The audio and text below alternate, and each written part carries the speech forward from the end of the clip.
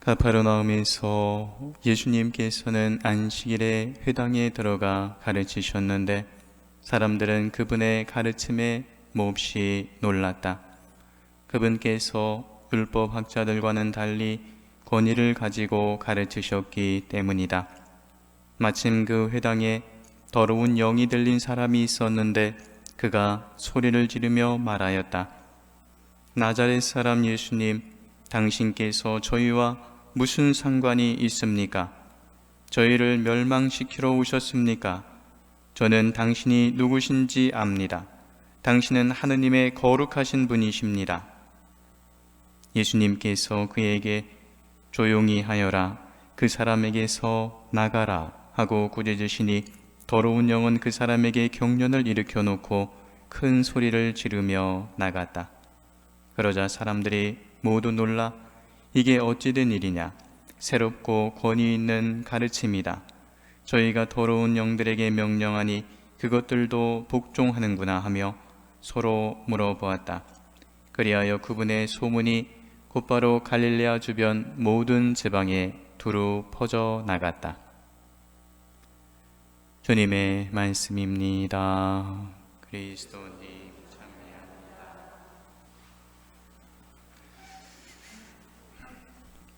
찬미 예수님, 예수 마리아 요셉, 예수 마리아 요셉. 오늘 우리 베티 성지에 순례 오신 또 순례자 여러분들 진심으로 환영합니다. 모두 잘 오셨습니다. 최영호 토마스 신부님의 특별한 전구가 오늘 순례하시는 여러분들과 함께 하시기를 기원합니다.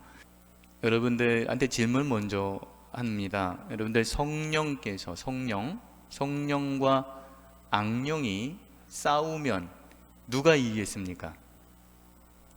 그렇죠? 확실하게 여러분 보통 대답 안 하시는 분들 이렇게 대답하신 거 보면 이거 확실한 겁니다. 성령과 악령이 싸우면 당연히 성령이 이기신다라고 알고 있는 거 맞지요? 점점 대답이 더 이렇게 기운이 없으셔져. 성령께서 당연히 이기십니다. 그런데 왜 여러분들 대답이 이렇게 우물우물해지는가 하면 그 이유가 뭐냐면 생각해보니 성령께서 분명히 이기신다고 했는데 왜 가끔씩은 아니 자주자주 내 안에서 악령이 이겨서 내가 죄를 짓고 잘못을 하고 죄에 떨어지고 그러니까 이상하다, 성령이 분명히 이긴다 그랬는데 내 안에서 자꾸 질기도 하네 라는 생각이 들어서 여러분들이 머뭇거리셨을 가능성이 큽니다. 그치요? 맞습니다. 성령께서 세상 어디 곳에서든지 악령하고 싸우면 무조건 성령께서 이기십니다. 그런데 단 한 군데 거기서만 악령이 자주 집니다. 어디겠습니까? 지옥입니까? 아닙니다. 어디냐면 바로 내 안에서만 그렇습니다. 세상 어디에서든지 성령과 악령이 싸우면 무조건 성령이 이기십니다. 그런데 딱 한 군데 내 안에서만, 사람의 마음 안에서만, 인간의 마음 안에서만 성령께서 자주 지십니다. 왜 자꾸 지실까요? 왜 성령께서 내 안에서는 악령한테 지는 이유가 뭐겠습니까? 왜냐하면 나라는 사람이 성령의 편을 들지 않고 악령의 편을 들어주기 때문입니다. 그럼 어떻게 해서 우리가 성령의 편을 안 들고 악령의 편을 들게 되었을까요? 왜냐하면 하느님께서 우리 안에 우리에게 가장 큰 선물인 자유의지라는 것을 선물로 주셔서 우리가 선을 멀리하고 악을 선택할 수도 있는 그 의지를 우리 마음 안에 다 부어주셨기 때문에 그렇습니다. 그럼 하느님이 자유의지 가져가시면 얼마나 좋겠어요. 그러면 뭐가 되겠습니까? 우리가 사람이 아니고 짐승이 되는 겁니다. 사람이 아니고 로봇가 되는 겁니다. 그 자유의지가 있기 때문에 우리가 선을 행할 수도 있고 악을 행할 수도 있는 거지. 그 자유의지를 다 뺏어가시면 우리는 아무것도 아닌 존재가 되어버리기 때문에 우리 안에 자유의지를 주셨고 그 자유의지로 우리가 성령과 악령 중에서 우리 안에 자꾸 악령을 선택하다 보니 다른 데서는 다 이기시는데 내 안에서만 성령께서 지고 악령이 이겨서 내가 죄에 떨어지고 빠지고 그러는 겁니다. 아마 여러분들 예전에, 요즘에도 그런가 모르겠습니다만 만화에 보면 어떤 사람이 어떤 판단을 하려고 이렇게 행동을 하려고 할 때 여기 말풍선 하나 이렇게 생기죠. 이렇게 생겨서 천사가 그러면 안 돼, 이렇게 하면 안 돼라고 이렇게 해서 말리는 천사가 있고요. 이렇게 이쪽 편에 뭐가 있습니까? 창을 하나 들고 꼬리에 창같이 생긴 꼬리를 달고 있는 악마가, 사탄이 괜찮아, 그거 해도 돼, 그거 딴 사람들 다 하잖아 하고 막 꼬시는 장면이 여러분 머릿속에 생각나시죠? 실제로 그렇습니다. 실제로 우리가 무언가를 선택할 때 성령께서 우리를 이끄시는 대로 성령의 편이 되면 당연히 성령께서 이기시지만, 우리가 성령의 이끄심에 대해서 눈 감아버리고 귀 닫아버리면 악령이 우리 안에서 승리하는 겁니다. 여러분들은 어떠십니까? 자꾸만 살아가면서 자꾸만 악령의 속삭임에 자꾸 동의하고 싶은 마음이 드실 때, 그럴 때 단호하게 말씀하셔야 합니다. 나는 성령의 편입니다. 사탄아 물러가라라고 단호하게 말할 수 있어야 합니다. 예전에 제가 이 말씀을 드리면서 평일미사 때 언제 한번 말씀을 드렸는데, 예전에 얼마 전인지 모르겠습니다만 이라크 전쟁을, 미국하고 이라크하고 전쟁한 거 아시죠? 그다음에 실제로는 석유 때문에 전쟁한 거지만 이라크하고 미국하고 전쟁을 하는데, 그때 미국의 대통령인 조지 부시 대통령이 그렇게 말했습니다. 하느님이 우리 편이다. 그러니 힘을 내서 저기 저 이라크 사람들을, 이라크의 원수를 물리치자 그랬습니다. 그렇게 말했는데 그 말이 얼마나 어리석은 말인지, 물론 그걸 듣고 병사들이 막 힘을 내고 용기를 내기도 했겠습니다만 그 말이 얼마나 잘못된 말인지 혹시 여러분들은 아시겠습니까? 하느님이 우리 편이니 전쟁에 나가서 저 사람들 다 몰살시켜버리자라고 말하면 하느님이 우리 편이 되시겠습니까? 아닙니다. 정말로 중요한 거는, 여기서 중요한 거는 내가 하느님 편이 되어야지, 하느님이 내 편이 되라고 말하는 거는 어리석은 짓입니다. 그리고 그거는 오히려 하느님을 믿는 사람이 아니라 하느님을 이용하는 사람이 되는 겁니다. 내가 하느님 편이 되는 겁니다. 내가 성령 편이 되는 것이지, 하느님이 내 편이 되어 주십시오라고 청하는 것은 하느님을 이용하는 사람들이 하는 말입니다. 그런데 그렇게 우리는 자꾸만 하느님을 내 편으로 만들고 싶어하고, 내가 악령의 편이면서 하느님을 내 편으로 만들어지겠습니까? 당연히 안 되죠. 그래서 우리가 세상을 살아가면서 우리 마음 안에 성령과 악령이 싸울 때 항상 성령의 편이 되도록 해야 합니다. 오늘 복음을 한번 돌아가 볼까요? 거기에 보면은 더러운 영에 들린 사람이 예수님 앞에 있습니다. 회당에 들어갔더니 그 사람이 뭐라고 얘기를 하냐면 이렇게 말합니다. 나자렛 사람 예수님, 당신이 우리와 무슨 상관이 있습니까? 라고 말을 했습니다. 당신이 우리와 무슨 상관이 있습니까? 라고 말을 했습니다. 여러분들, 사탄이 이렇게 말합니다. 우리 자유의지하고 여기 연결이 많이 되어 있는데 잘 보십시오. 아까 제가 뭐라고 말씀드렸냐면 우리 마음 안엔 자유의지가 있어서 악을 선택할 수도 있고 선을 선택할 수도 있다 그랬죠. 사탄이 오늘 예수님한테 어쩌면 볼멘 소리, 아니면은 사탄 입장에서만, 화가 난 입장에서 이렇게 말하는 겁니다. 이거 보십시오. 예수님, 사람 마음 안에 이미 하느님이 자유의지를 주셔서 이 사람이 사탄인 저를 선택했는데 왜 예수님 자꾸 와서 방해하십니까? 이 사람이 이미 나를 선택했고 내가 이 사람 안에 있는데 왜 나를 자꾸 방해하십니까? 이거 거의 이거 너무, 이렇게 말하면 뭐하지만 이건 상도덕에 어긋나는 거 아닙니까? 왜 내 안에 이미 이 사람이 자유의지로 나를 선택했는데 예수님, 당신은 이 사람에게서 내가 있는 거를 못 있게 하시고 나를 쫓아내십니까? 라고 마치 사탄이 예수님한테 항변하고 있는 것처럼 느껴집니다. 여러분, 예수님하고 상관 있는 존재임을 오늘 좀 생각을 하게 됩니다. 예를 들어서 이렇게 오늘 복음을 읽으면서 생각이 드는 그 내용이 뭔냐면 보이스피싱이 생각이 났습니다. 은행이나 신협이나 우체국에 가면 사람들이 어쩌면 그럴 수 있을까 싶기는 합니다만 종종 사람들이 보이스피싱에 넘어가서 있는 돈 다 찾아서 그 다른 데서 사람한테 주든지 뭐 계좌에 보내든지 그러는 아주 속상한 일을 당하지요. 근데 그 일을 당하시는 분들이 많은 경우에 어르신들이거나 아니면 정말 어렵게 도움 모신 그런 분들이 더 어려운 경우를 당하는 경우가 많습니다. 그런데 여러분들이 만약에 은행의 직원이고 그 상황을 보고 있는 사람이라면 여러분은 뭐라 그러시겠습니까? 그래, 보이스피싱인 게 확실하긴 하지만 뭐 나랑 상관 있는 일도 아닌데 뭐 돈 찾아서 주면 그 돈 뭐 그냥 보이스피싱 하는 나쁜 사람들한테 다 뺏기거나 말거나 무슨 상관이 있어? 그러시겠습니까? 당연히 여러분들도 그것을 안다면 그분이 그렇게 자기 돈을 몽땅 다 날리도록 보고 있지 않을 거 아닙니까? 그것처럼 돈보다도 훨씬 더 중요한 우리 영혼이 지금 사탄에게 넘어가게 생겼는데 여러분들 그럼 보고만 계시겠습니까? 당연히 그러시지 않겠죠. 그것과 똑같죠.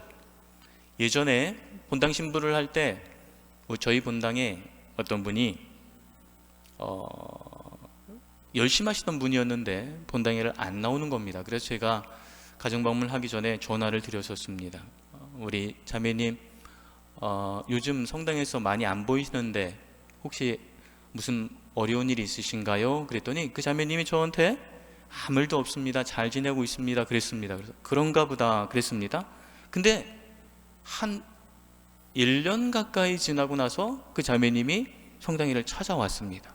그래서 그동안 어디 계셨어요? 그랬더니 그 자매님이 하시는 말씀이 신천지에 다녀왔습니다. 그러는 겁니다. 그래서 아니 신천지를 다녀온 것도 다시 갔다가 온 것도 신기하고 어떻게 해서 신천지를 가시게 됐습니까? 그랬더니 이렇게 말하는 겁니다.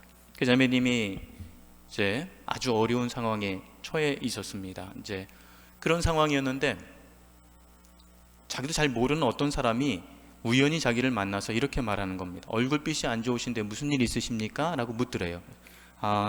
저희 남편이 얼마 전에 돌아가셨습니다. 그렇게 말했습니다. 그랬군요. 근데 그럼 뭐 하고 계세요? 그랬더니 그냥 연도하고요. 뭐 미사 때 미사 봉헌하기도 하고 그럽니다. 그거 가지고 안 돼요. 그거 갖고 안 되니까 제가 우리 자매님 집에 가서 저도 같이 연도하고 기도해 드리겠습니다. 그랬답니다. 그래서 너무나 고마워서 그분이 오시는 거를 기다리고 같이 기도하고 그랬습니다. 한참을 그러다가 보니까 자기하고 비슷한 사람이 있는데 그 사람들과 함께 와서 기도하면 어떻겠습니까? 라고 한 겁니다. 그래서 다른 분들 와서 그럼 우리 집에 와서 같이 기도하면 좋겠습니다 라고 초대를 했습니다. 3명인가 4명인가 같이 와서 기도를 하는데 매일 같이 와서 연도해주고 기도해주니까 얼마나 고마웠겠습니까?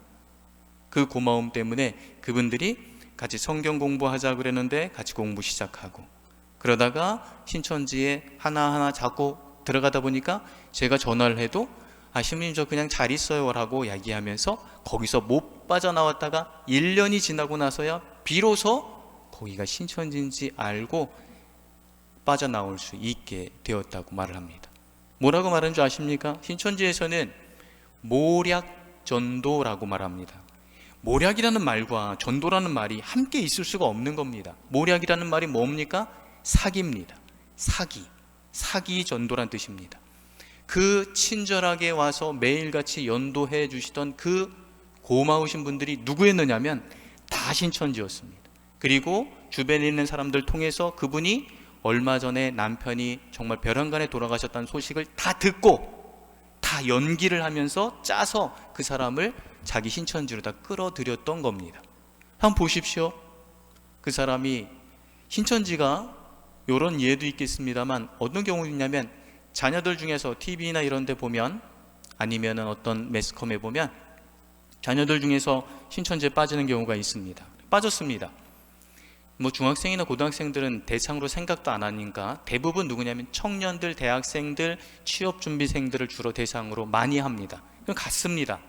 그 아이들이 신천지에 빠지고 난 뒤에 부모님들이 그걸 알고 찾아가서 돌아오라고 아니면 집에 있을 때 못 나가게 하면 그 아이들이 신천지에 빠진 아이들이 대부분 똑같이 하는 말이 뭡니까?